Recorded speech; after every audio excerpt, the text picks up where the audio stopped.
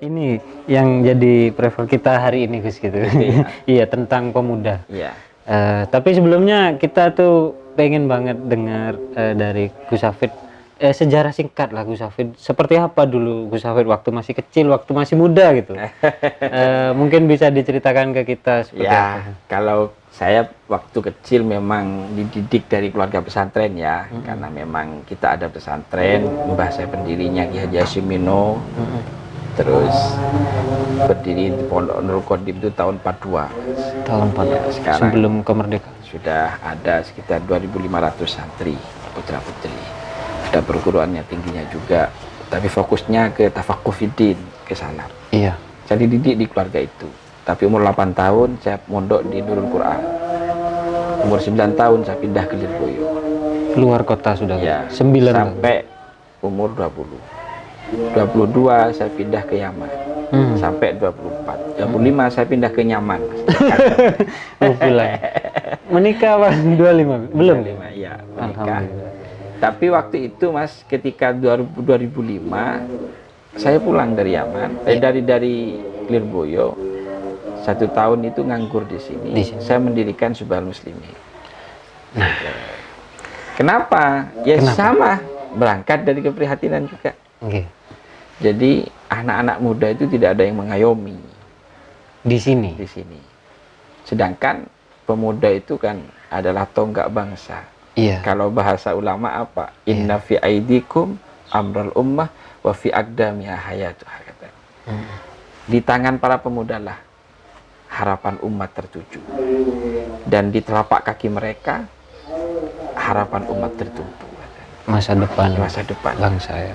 Makanya sampai Bung Karno bilang, berikan kepadaku 10 pemuda akan digoncang dunia. Iya, Lah, kalau sudah pemudanya itu baik, maka akan baik bangsanya. Tapi kalau sudah pemudanya itu ya seperti itu, bagaimana akan meneruskan agama dan bangsa ke depan? Oke. Pada tahun 2005, Gus Hafid melihat keprihatinan terhadap pemuda di sini.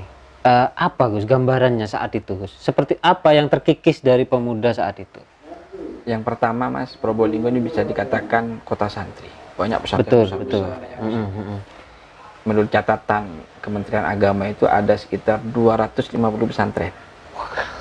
Cukup banyak. Banyak. Iya. Dari 325 desa. Bisa dikatakan tiap desa ada pesantren. Ada pesantren. Itu. Cuma kayak mulai minuman keras, narkoba, Kenakalan remaja. kenakalan remaja itu sudah masuk. Dan yang paling miris lagi Mas, banyak dari mereka sudah tidak bisa baca Al-Quran juga. Faktor didikan. Padahal pondok pesantren Ya, banyak. faktor pendidikan dan lain sebagainya. Nah dari itu saya tergerak. Ya apa sih caranya untuk merangkul mereka? Nah, ini kan butuh metode Mas. Butuh metode, Ya, betul. makanya yang asik sama anak muda, Iya, iya. yang sekiranya. Akhirnya saya lewat sholawat itu. Iya, betul. Sholawat. Sampai akhirnya majelisnya dinamakan Subhanul Syubhanul Muslimin. Muslimin. Pemuda-pemuda Muslim. Betul. Siapa Gus sosok inspiratif Gus Hafid? Yang memberi nama pertama itu Abah Mas, Ki Haji Nurul. Ki Haji. Jadi kita kumpulkan anak muda, Subhan itu bertanya 40 orang Mas. Hanya 40 orang. 40 orang. Jadi dari rumah ke rumah saya, dari itu emperan lah. Iya, gitu. iya. Terus saya ngundang Abah pertama itu, kata Abah, ini majelis ini kasih nama Subhanul Muslimin. Itu karena Gus Hafid sudah bercerita bahwa saya pengen mewadahi pemuda, apa memang Abah sendiri yang Memang yang saya merasa cocok? saya bilang gini ke teman-teman. Jadi majelis ini saya lebih titik tekannya kepada anak muda. Oke. Karena istilahnya kalau yang sepuh-sepuh sudah banyak majelis di sini. Betul. Waktu itu ya 16 tahun yang lalu. Hanya saya mau fokus di sini. Hanya Abah itu kasih nama Subhanul Muslimin. Kok pas gitu. Iya, iya. Sebutannya enak Subhan. Subhan. Nah, gitu Iya, kan. Ben nanti. Suben. Nah, makanya Mas, Subhan. seiring berjalannya waktu ya itu pasang surut itu biasa ya. Biasa, Terus ya, 2006 saya tinggal ke Yaman, 2009 baru saya pulang lagi. Selama ditinggal saya itu digantikan kakak saya Gus Hadi. Oke. Nah, setelah saya pulang baru kita manage Mas. Manage. Mulai dari kecil terus berjalan. Makanya sampai saat ini pengurusnya itu ada sekitar 450-an. Alhamdulillah. Pemuda, Gus. Pemuda. Pemuda semua. Iya. Cuma teman-teman itu. Oke. Sehingga alhamdulillah kita itu berdakwah ternyata bukan hanya sekedar di daerah Probolinggo saja, Alhamdulillah. tapi kita juga keluar kota, Iya. bahkan ke Ke mancanegara. luar negeri. Ya kita ke mana, Cina, Guangzhou pernah, ke Iya. mana, ke Hong Kong, Taiwan, Iya. itu ke luar negeri itu sama teman-teman, Singapura, Malaysia, Iya. dan lain sebagainya.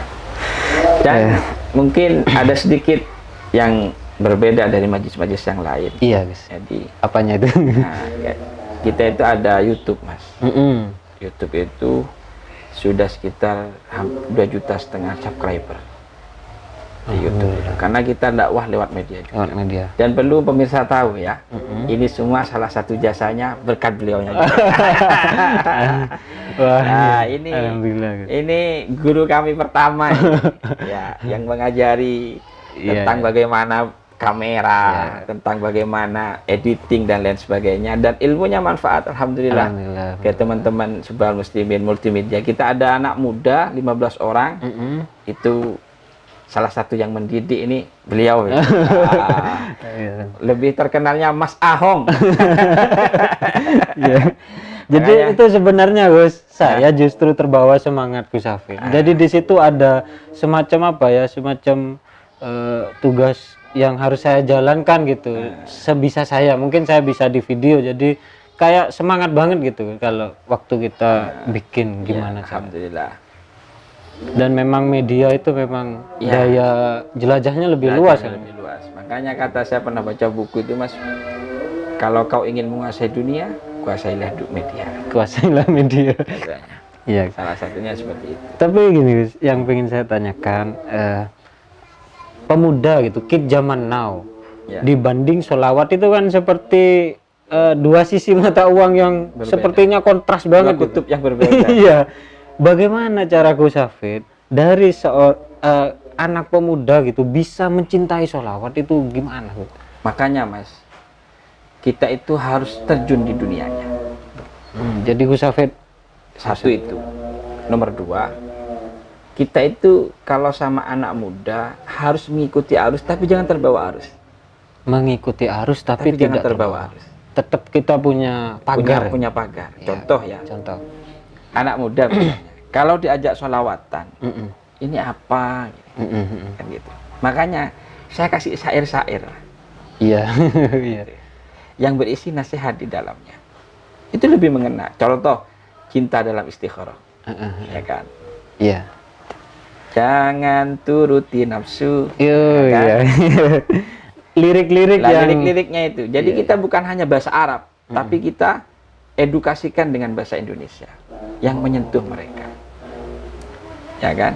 Cinta dalam istikharah gitu kan. Iya, iya, iya, iya. Iya. Ya, cinta dia disukai pemuda gitu. Iya. Tapi yang Islami kan Yang Islamnya gitu. apa? Jangan lupa istikharah. Jangan lupa istikharah. Gitu. Atau gini, Mas.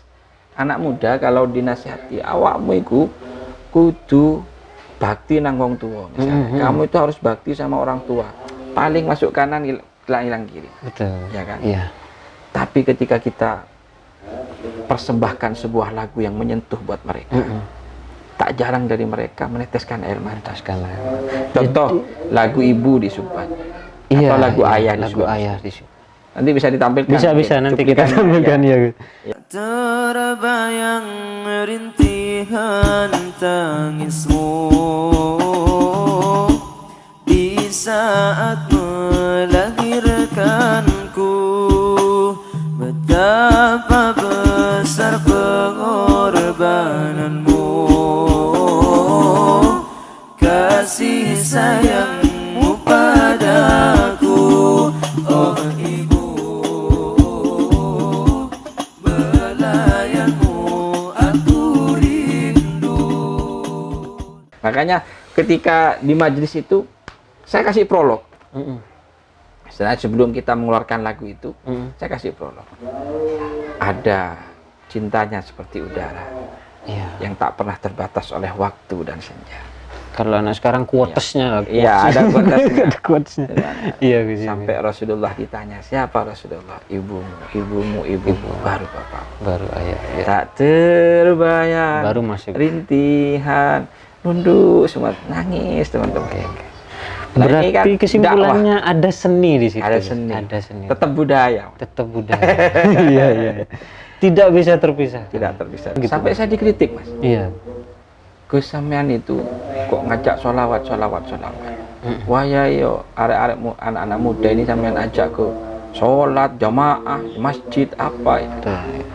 Saya bilang, makanya ini tanya saya ikuti arus. Saya bilang, anak muda itu tidak bisa dipelintir langsung. Menjan majuran dipotal sekali. Betul sekalian. Iya, Gus. Tidak bisa kita langsung mencoba mendoktrin secara langsung. Butuh cara, Pendekatan. Kenapa saya kok tidak langsung ngajak, ayo kamu sholat, ayo kamu ke masjid, sholat berjamaah? Karena sholat itu berat. Yang bilang berat bukan saya. Allah wa innaha lakabiratun illa 'alal khashi'in. Katanya Allah dalam Al-Quran, berat. Lah, karena itu berat, makanya apa? Kita lembutkan dulu hatinya dengan sholawat. Ketika sudah lembut hatinya sholawat, mudah. Ayo nak, sholat ke masjid. Makanya konsep dakwah itu ada 3, Mas. Kata guru saya Habib Omar itu bin Hafid dari Yaman. Beliau apa katanya? Pertama harus ada ta'rif. Buat orang kenal. Mungkin Mas Sa'ad mungkin tahu dulu kita sering konvoy apa mana-mana. Itu sebenarnya syiar, biar kenal orang-orang. Setelah kenal, baru yang nomor 2 apa? Ta'lif. Buat mereka cinta. Gimana cintanya? Seneng enggak? Ketika sudah kenal, sudah cinta, baru yang nomor 3, Mas. Taklif, doktrin sudah. Gitu. Kan sekarang enggak banyak cara dakwah langsung, kenal enggak, cinta enggak, langsung. Akhirnya seperti kata Gus tadi, masuk kiri keluar. Langsung mencanteng betul, mau metu. Makanya ini konsep kepada anak muda seperti itu. Iya. Kurang lebih. Kalau orang Jawa bilang itu jalanan saka kulino. Trisno jalanan saka kulino. Kenal dulu. Kita akhirnya cinta, akhirnya kita bisa kasih. Gitu. Makanya semboyannya Subhan, Mas, istiqomah tanpa batas. Semua karena cinta. Semua karena cinta. Cinta sama Allah, cinta sama Rasulullah.